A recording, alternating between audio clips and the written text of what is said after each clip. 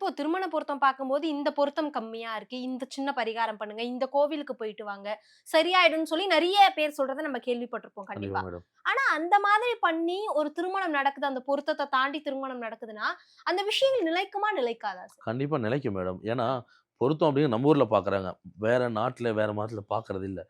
ஆனா, இந்த திருமண பொருத்தம் ஏன் பார்க்கணும்? ம். இப்ப நீங்க கேட்ட கேள்விக்கு என்ன அம்சம்னா, திருமண பொருத்தம் அப்படிங்கிறது இந்த 10 விதமான, 12 விதமான வார்த்தைகள் நம்ம வச்சிருக்காங்க. அது 2ம் 12 ராசியோட ஆதிக்கம். நம்ம உடம்புல இருக்க 12 ராஜ உறுப்புகளுடைய ஆதிக்கத்த குறிக்கும். அத தாண்டி திருமணம் அப்படிங்கிற ஒரு விஷயத்தில நம்ம வந்து 3 முடிச்சு போடுவோம் இல்லையா? அது நடக்கும்போது என்ன ஆகும்னா, அந்த இடத்துல அக்னியோட சாட்சியா நடக்கும். வேத ஆகம மந்திரங்கள் இருக்கும். அது இல்லாம அரிசியால அர்ச்சனை போடுவோம். சரிங்களா? ஏன் அரிசியாலனா, அரி, சிவன் இவங்க 2 பேருடைய ஆசீர்வாதத்திலயும் இந்த இந்த கல்யாணம் நடக்குது அப்படின்னு அர்த்தம். அக்னி பகவானுடைய சாட்சியா. இதெல்லாம் தாண்டி ஒரு ஆண், பெண் கழுத்துல 3 முடிச்சு போடும்போது 1,16,448 விதமான அணுக்கள். அதாவது நம்ம உடம்ப சுத்தி இருக்க எனர்ஜி இருக்கு இல்லையா? அதுல இத்தன ஆற்றல்கள் ஒண்ணு சேருமாம். அதுதான் கல்யாணம் ஆன திருமணம் அப்படின்னு அர்த்தம்.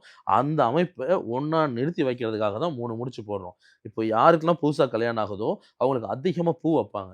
ம். அது எதுக்காகன்னா, அந்த அந்த நேரத்தில வந்து அந்த பெண், ஆண், பெண் அவங்க உடம்புலேருந்து ஒரு விதமான வாசம் வரும். நோட் பண்ணியிருக்கீங்களா? அந்த வாசம் வெளிய வரக்கூடாதுங்கிறதுக்காக தான் அதிகமா மல்லிகைப்பூ வைப்பாங்க.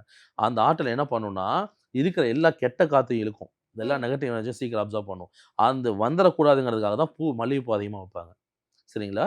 இந்த ஆதிக்கம் தான் அந்த ஆண், பெண்ணுடைய முழுமையான வாழ்க்கைய தீர்மானிச்சு குடுக்கும். பொருத்தம் இருந்தாலும், இல்லைனாலும், இல்ல பொருத்தத்துக்கு பின்னாடி பொருத்தத்த தாண்டி 2 பேரும் சேர்ந்து வாழணும், இல்ல சேரணும் அப்படிங்கிறது இந்த பிரபஞ்சமோ, இயற்கையோ விதிக்கப்பட்ட விதி. அது இந்த ஆண், பெண் அப்படிங்கிறது போன ஜென்மம் சம்மந்தப்பட்டது. இல்ல போன ஜென்மத்தில அவங்க செஞ்ச பாவ புண்ணியமும் சம்மந்தப்பட்டது. அது பொருத்தம் பார்த்தாலும் இல்லைனாலும் நடக்க தான் செய்யும். இருந்தாலும், அதுல ஏதாவது சின்ன பாதிப்பு இருக்கா? இல்லையா? அப்படிங்கிறது நம்ம இந்த கோயிலுக்கு போனா மாறுமான்னா, கண்டிப்பா மாறும்.